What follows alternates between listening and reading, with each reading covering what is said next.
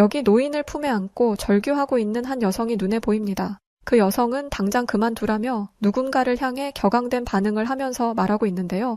과연 이 여성에게는 대체 무슨 일이 있던 것일까요? 안녕하세요. 저는 일본에서 온 하나미라고 합니다. 저는 일본에서 공무원으로 일하고 있어요. 어렸을 적엔 아티스트가 되고 싶다는 생각을 해본 적도 있었지만 나이가 점점 차다 보니 이게 얼마나 속없는 생각인지 알겠더라고요. 음악을 하든 미술을 하든 예술을 하려면 돈이 있어야 하는데 저희 집은 제 꿈을 지지해줄 만큼의 형편이 안 되었거든요. 저희 집안은 여유로운 형편이 못 됐습니다. 아버지와 어머니는 두 분 다 고아였고 가진 것 없이 결혼을 해서 팍팍하게 사셨거든요. 그러던 중 제가 생겼고 아버지는 가장으로서 저와 어머니를 책임지기 위해 무리하게 일을 하셨습니다. 제가 듣기로는 하루에 2-3시간도 못 자며 일을 하셨다고 하죠. 어머니는 그런 아버지가 걱정이 됐지만 아버지는 곧 태어날 저를 부족하게 키울 수는 없다며 일을 늘릴지언정 줄이지 않으셨다고 합니다. 그러던 어느 날 일을 하기 위해 밖으로 나서던 아버지가 급하게 어머니를 깨우셨고 급하게 현관으로 나간 어머니는 아버지의 모습을 보고 큰 충격을 받고 말았습니다. 아버지의 코에서 폭포처럼 쏟아지는 피가 아버지의 상의를 푹 적실 정도였거든요. 어머니가 나온 지 얼마 되지 않아 아버지는 쓰러졌고 곧바로 병원으로 옮겨졌지만 얼마 지나지 않아 아버지는 숨을 거두었습니다. 특별히 병이 있는 것도 아니었으니 사인은 과로였습니다. 어머니는 흔들리지 않기 위해 마음을 다잡으셨어요. 이유는 곧 세상에 태어날 저 때문이었죠. 사람들은 눈물 한 방울 흘리지 않는 어머니를 향해 독하다, 남편을 따라 죽는 게 아내로서 자긍심을 지키는 일이다 라는 말을 뱉어댔지만 어머니는 흔들리지 않으셨습니다. 그렇게 제가 태어났고 어머니는 최선을 다해 저를 키우셨어요. 또래 아이들이 아버지와 함께 있는 것을 보면 얼굴도 본 적 없는 아버지에 대한 그리움이 사무쳤지만 한 번도 티를 낸 적이 없습니다. 어머니가 저를 어떻게 키우고 계신지 누구보다 잘 알고 있으니까 말이에요. 또 어머니와 아버지 두 분 다 고아였기 때문에 어머니는 의지할 만한 가족도 없었습니다. 그래서 살림살이가 더 팍팍했어요. 이런 환경에서 자랐다 보니 제가 꿈을 포기하는 것도 어려운 일은 아니었습니다. 물론 어머니는 이 사실을 알지 못하세요. 그저 제가 안정적인 것을 좋아해서 공무원이 되었다고 생각하시죠. 그래도 다행인 건 공무원 생활이 잘 맞았다는 거였습니다.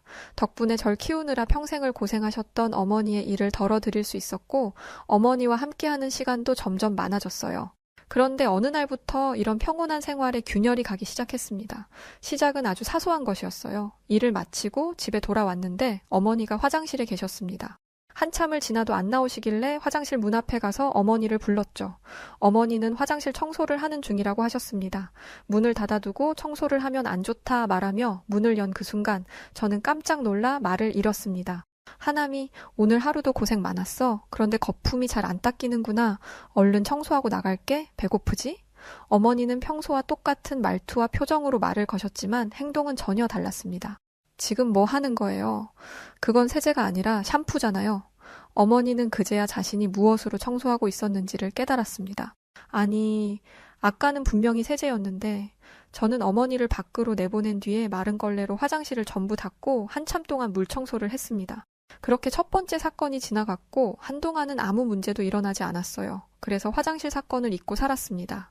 그런데 기어이 일이 터지고 말았어요. 새벽에 잠을 자고 있는데 거실에서 부스럭거리는 소리가 들렸습니다. 어머니가 화장실을 가시나 보다 생각하며 다시 잠에 들었는데 그 부스럭 소리가 점점 커졌습니다. 그래서 밖으로 나갔더니 어머니는 화장실이 아니라 부엌 구석에 앉아 계셨어요. 엄마, 뭐 하시는 거예요? 저는 이번에야말로 뒤로 넘어갈 뻔했습니다. 제 질문에 고개를 돌린 어머니의 입에 피가 흐르고 있었거든요. 저는 당장 달려가 어머니의 입을 벌렸습니다. 어머니는 생고기를 씹어 드시고 계셨어요. 저는 어머니 입에 손을 집어넣어 고기를 모두 빼내야 했죠. 어머니는 처음 보는 얼굴로 저를 강하게 밀쳐내더니 욕을 하셨습니다. 그러고는 당신 입에서 떨어진 고기를 다시 주워 먹으려 했죠. 저는 온몸으로 어머니를 막았고 저항하는 어머니를 최선을 다해 막았습니다. 그런데 어떻게 그 작은 몸에서 그런 괴력이 나오는 건지 땀을 뻘뻘 흘리고 온 집안을 헤집으며 뒹굴어도 힘들더라고요. 그렇게 한참의 시간이 흘러서야 어머니는 진정을 되찾았고 저는 곧장 어머니를 모시고 병원으로 갔습니다. 생고기를 한가득 드셔서 걱정을 했는데 다행히 몸에 큰 이상은 없었죠. 깊은 잠에 빠졌다가 눈을 뜬 어머니는 간밤의 일을 기억하지 못하셨습니다. 자신의 몸과 제 몸에 든 멍을 보고 무슨 일이냐 집요하게 물으시길래 전날 밤 있었던 일을 말씀드렸더니 어머니는 자진해서 치매 검사를 받으셨습니다. 알고 보니 요즘 따라 깜빡깜빡하는 일이 잦고 분명 멀쩡히 길을 걷고 있었는데 정신을 차려보니 생전 처음 보는 곳에 있었던 적도 있으셨다더라고요. 제가 걱정할까봐 그동안 비밀로 하셨는데 이렇게 심각한 상황일 줄은 모르셨다고 했습니다. 스스로 치매 검사를 하겠다 말하는 어머니를 보며 가슴이 많이 아팠어요. 스스로 치매라는 사실을 인정하기가 얼마나 자존심 상하고 슬픈 일일지 어렴풋이 이해가 됐거든요. 어머니는 제게 짐이 될 수 없다고 치매 진단을 받으면 나라에서 도움을 받을 수 있으니 스스로 치매 환자임을 증명하겠다 하신 것이었습니다. 어머니는 치매가 맞았고 새벽에 생고기를 씹어 먹은 건 어렸을 때의 트라우마가 투영된 것 같다는 것이 전문가의 의견이었습니다.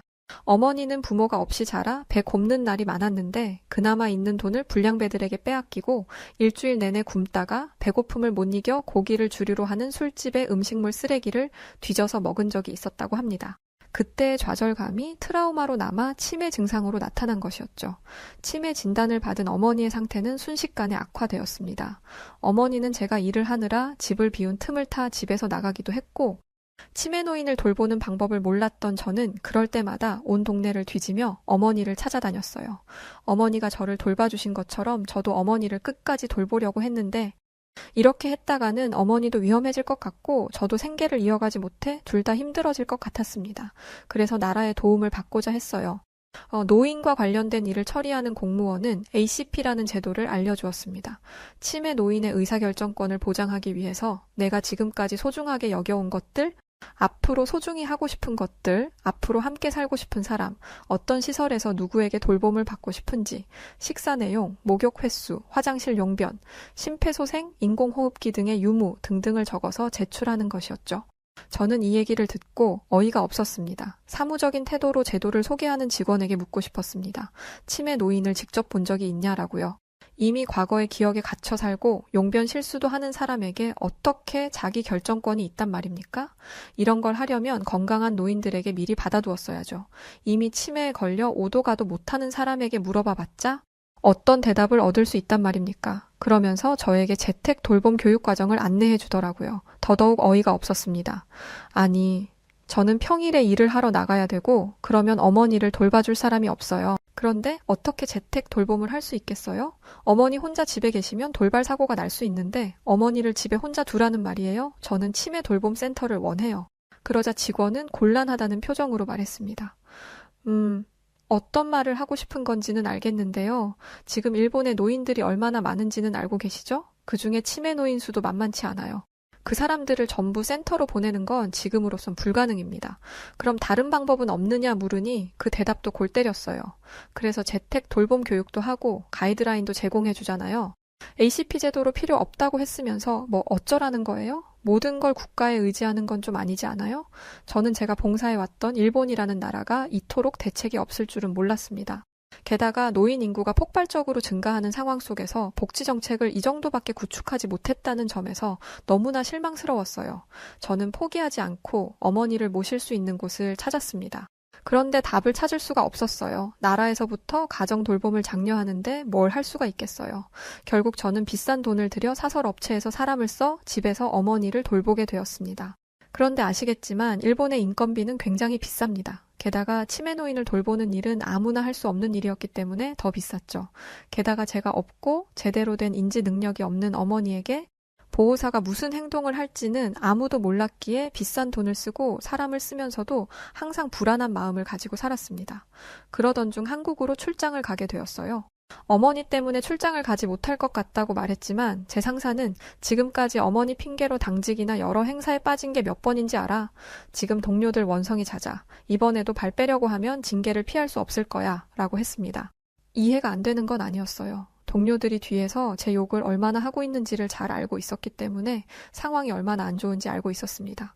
저는 보호사에게 어머니를 맡기고 한국으로 출장을 가려고 했는데 출국 하루 전날 보호사가 어머니를 함부로 대했다는 것을 알게 되었습니다.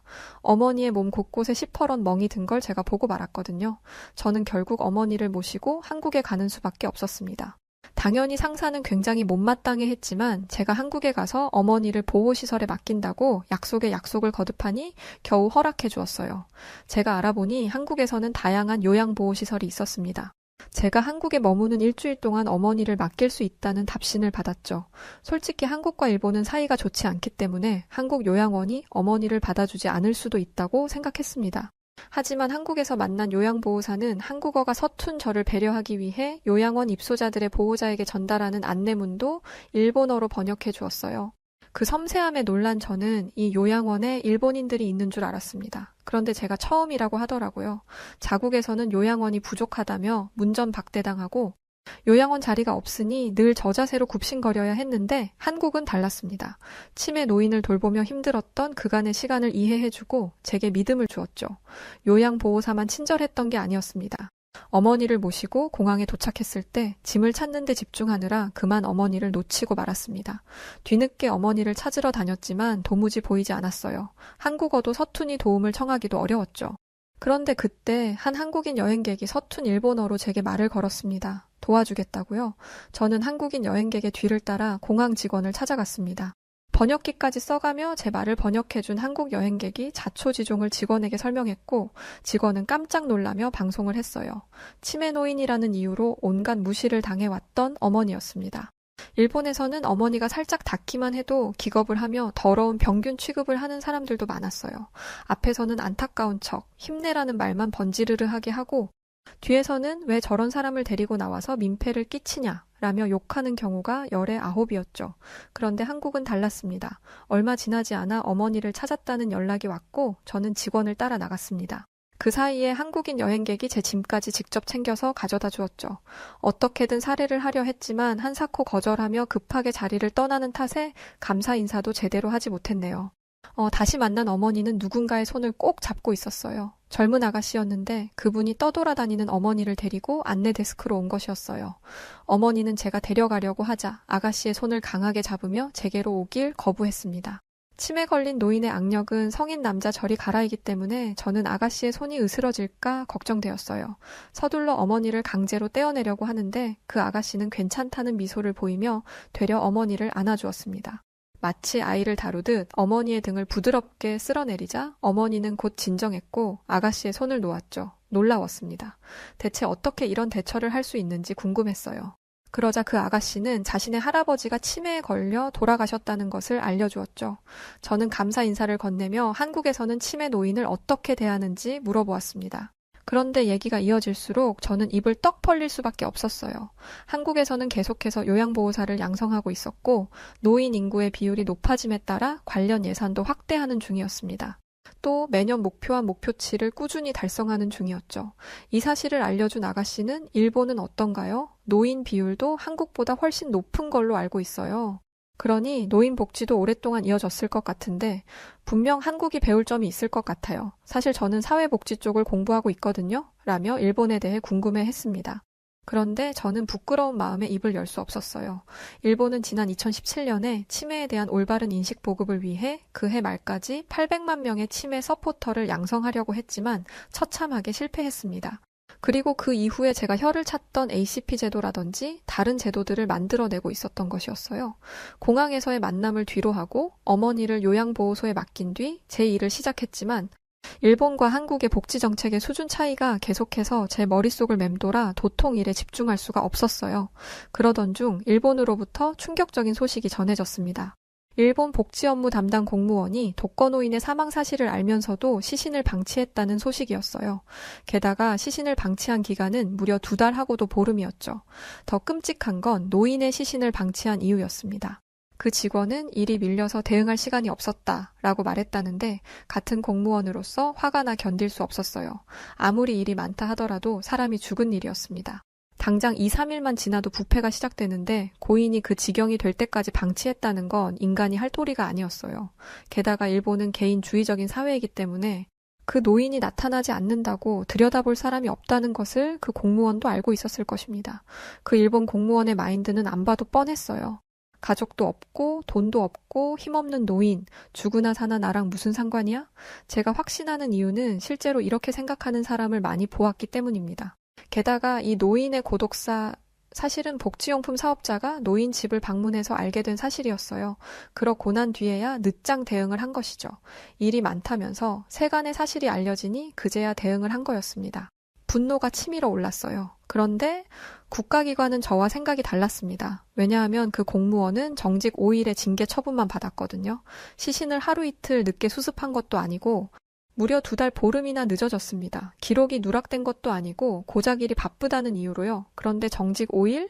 여러분은 이게 말이 된다고 생각하시나요? 일본에는 엔딩 서포트 제도라고 해서 주기적으로 독거노인과 연락을 하고 독거노인이 사망하면 그들의 살림살이를 정리하고 사망 신고까지 대행해주는 서비스가 있습니다.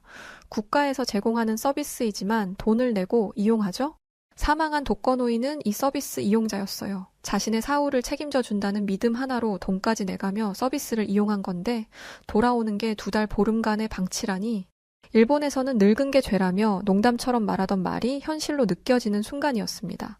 고령사회에 진입한 지가 언젠데 연간 26,821명이나 되는 사람들이 고독사를 합니까? 대체 그동안 제가 낸 세금은 어디로 갔으며 저는 그동안 무슨 이유로 국가를 위해 봉사했을까요? 이 일을 계기로 저는 제 조국, 일본에 대한 생각을 달리 하게 되었습니다. 어머니가 치매가 걸린 후로 스스로에게 던져왔던 질문이 터져버리고 만 것이죠. 그리고 그 기폭제는 바로 한국이었습니다. 국민의 마지막을 책임져주지 못하는 나라를 어떻게 믿을 수 있겠어요? 그런데 한국은 아니었습니다. 치매 노인들을 위한 복지시설과 치매 전담형 요양기관이 있어서 원하는 사람들이라면 누구나 요양원에 들어갈 수 있었어요. 보호소 자리가 없으니 집에 돌아가서 보살펴라라는 무책임한 말이나 하는 일본과는 달랐죠. 요양원이 많다고 시설에 큰 차이가 있는 것도 아니었습니다. 음악활동, 인지자극 훈련뿐만 아니라 다양한 전문가를 초빙해서 치매 노인들의 삶을 개선하기 위해 최선을 다했습니다. 저는 한국에서 겪은 쇼킹한 일을 기억으로 간직한 채 일본으로 돌아왔어요. 한국에 있는 짧은 시간 동안 요양원에 있던 어머니는 단시간 내에 많이 안정된 모습을 보였습니다. 가만히 앉아있는 것도 힘들어하던 분이 가만히 앉아서 집중력을 발휘해 손으로 무언가를 만들고 계셨죠. 운동 능력이 뛰어나서 젓가락질도 힘들어하던 분이 말입니다. 일본으로 돌아온 지 얼마 안 되어 저는 한 통의 연락을 받았습니다. 바로 집주인이었죠. 저는 당연히 계약 연장에 관한 이야기인 줄 알았는데 집주인의 목적은 그게 아니었어요. 하나미 씨, 계약을 종료하고 이만 나가줬으면 해요. 그건 바로 퇴실 요구였죠. 그 집은 제가 학생이던 시절부터 살았던 곳이었습니다. 그만큼 주인 집과도 가까웠죠. 저는 갑작스러운 요구에 당황스러웠습니다. 갑자기 나가라는 이유를 묻자 집주인은 이렇게 말했어요. 하나미 씨 어머니가 치매에 걸렸죠? 솔직히 치매 걸린 노인이 살고 있다는 게 마음에 걸려서요. 당황스러웠습니다. 어머니가 다른 집에 피해를 주는 것도 아니고 저와 함께 사니 고독사할 가능성도 없었어요. 이런 상황에서 나가라는 건 치매 노인을 차별하는 것밖에 안 됐습니다. 저는 항의했지만 집주인의 생각은 변하지 않았어요. 하나미 씨가 어떤 마음인지는 알겠지만 그것까지 제가 신경 쓸 이유는 없는 것 같네요. 기간 내에 집을 빼주세요. 일본에서 치매 노인이나 독거 노인은 집을 구하는 것조차 어렵습니다. 월세를 내지 못할 가능성이 있으니까요. 그래서 정부가 나서서 보증업체를 통해 노인의 월세를 대신 내주려고 하지만 보증업체마저도 이를 꺼립니다. 고독사 등 리스크가 크니까요. 운 좋게 보증업체와 연결되었다 하더라도 부동산이 집주인과 연결을 해주지 않습니다. 국가의 무책임함, 오랫동안 관계를 이어왔던 이웃의 외면 때문에 시리에 빠진 저는 일본을 떠나기로 마음먹었어요. 그래서 어머니와 이민을 계획했습니다. 바로 한국으로의 이민이었죠. 영주권을 취득하기 위해 공부를 시작했는데 한국의 역사를 배우다 보니 왜 한국인들이 일본을 그토록 미워하는지 알겠더라고요. 일본이 한국에 이토록 끔찍한 일을 저질렀다는 것, 그리고 그 역사를 인정하지 않고 있다는 사실에 일본 국민을 넘어 인간으로서 환멸이 났습니다. 저는 진정한 한국인이 되기 위해 최선의 노력을 다하고 있어요. 언젠간 한국의 영주권을 따서 어머니의 마지막 인생을 행복하게 만들어 드리고 싶습니다. 자국에서조차 대우받지 못한 저희를 한국은 따뜻하게 맞아주었습니다. 한국인분들이 그토록 싫어하는 일본인인 저희들을 말이죠. 하지만 그럼에도 저희를 국적을 넘어 사람으로서 인정해 주시고 보살펴 주려는 한국인분들의 인성과 인품에 그저 너무 감사한 마음뿐입니다. 자, 오늘은 치매에 걸린 어머니를 보호하기 위해서 사투를 벌이고 있는 딸이 한국을 경험하고 한국에게 감사하게 되었다는 이야기가 담긴 사연이었습니다. 사연을 듣고 나니 저도 어머니 생각이 많이 나는데요. 아무쪼록 하나미 씨와 하나미 씨, 어머님이 정말 영주권을 취득하시고 남은 삶을 잘 보내시길 응원합니다. 그럼 오늘의 사연 어떻게 들으셨나요? 오늘 사연이 즐겁고 감동적이셨다면 구독과 좋아요 부탁드리고요. 저는 지금까지 해외 다양한 사연들을 읽어드리는 여우튜브 송은지였습니다. 끝까지 영상 시청해주신 분들 모두 감사드리고요. 따뜻한 주말 되시기 바라겠습니다. 고맙습니다.